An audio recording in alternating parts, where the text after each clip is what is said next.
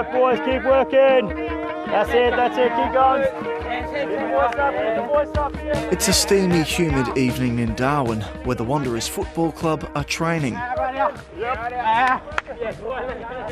As the AFL season has finished down south, the Northern Territory Football League is just starting to heat up. Hey, much better. All in. Much better, although, hey. Among the Wanderers' ranks is prodigious talent Lloyd Johnston. Don't wait for our drills here when we get to training time to actually practice your kicking. His natural ability is just unreal, so yeah, you know, he can do whatever he puts his mind to. He didn't pick it up, Guthrie picks it up. Last season, Lloyd had a breakout year, Beautiful leap from Johnston. receiving the competition's Rising Star Award. He is some player, this player, and capable of big marks, hard running and finding teammates with accurate foot and hand passing. Watching AFL on TV, watching them how they play with the crowd, how big the crowd is, and I just think, wow, I would really love to play on a football field, kicking balls with a crowd that big, booing you, cheering you on. That would mean a lot. Although he only began playing football 3 years after moving to Darwin from the remote community of Borroloola, his dream of playing in the AFL could come true later this year during the annual draft. There are calls for an urgent review into every AFL club in the wake of the Hawthorn racism scandal. But the 18-year-old would be entering a league that's been rocked by allegations of racist treatment of Aboriginal players. This one's the Rising Star. I won it recently. Lloyd still remembers the pain of experiencing racism on the footy field. I was playing, and there was one of in the crowd, one of the ladies. I was playing in the sun, and she yells out, "Hit the Black Sea!" And I was like, yeah, you get really green in the stomach, and yeah, it's a very bad feeling, that one. Head over, hey, Guernsey's on. Aaron Motlop is a Larrakia man who coaches Lloyd in the local competition. Be more accountable. He wants the youngster to chase the big league, but has warned him it can be a tough world. Okay, we set the standard, each and every one of us, all right? Aboriginal people up here are just so connected to family and friends and the land and the environment that's where they feel comfortable. And like anything, you take someone out of an environment, you know, it's going to take a bit of time to adapt to it.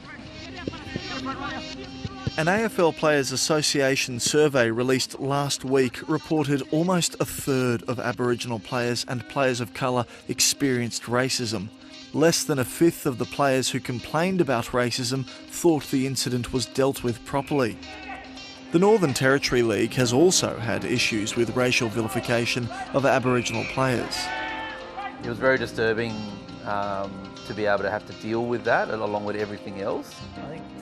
In 2020, a player from St Mary's was banned for life for racially abusing a player from the Tiwi Bombers, the first all-Aboriginal side to play semi-professional Aussie rules.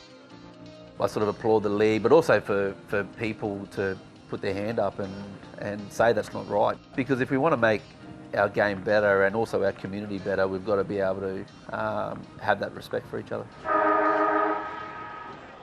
It's not just coaches and players who are concerned about sending star players to the National League. Their families are thinking about it too.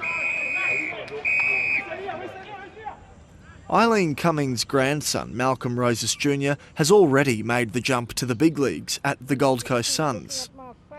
Malcolm's going to be there for a while, and I don't want him to feel insecure and unhappy in what he's doing, because that was his dream. Despite her concerns, she's confident her grandson is getting the right support and won't be disconnected from family and culture.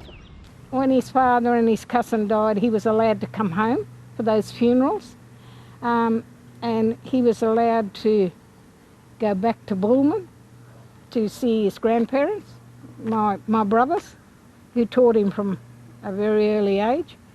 So he's had that interaction with them. And if he didn't have that, I think he wouldn't be secure in his own self.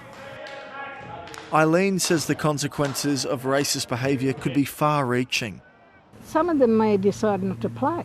And I know some of them that have come in from remote communities to Darwin to play have felt that as well. I'd hate to see a world like that. I'd hate to see our community up here in the territory and also at the AFL level, if that was to come back again. I think that would break a few of us. Despite the challenges, Lloyd Johnston won't shy away from his dream. Yeah, I feel so proud about my journey, like what I've become now. Racism will not stop me from achieving my goals and dreams.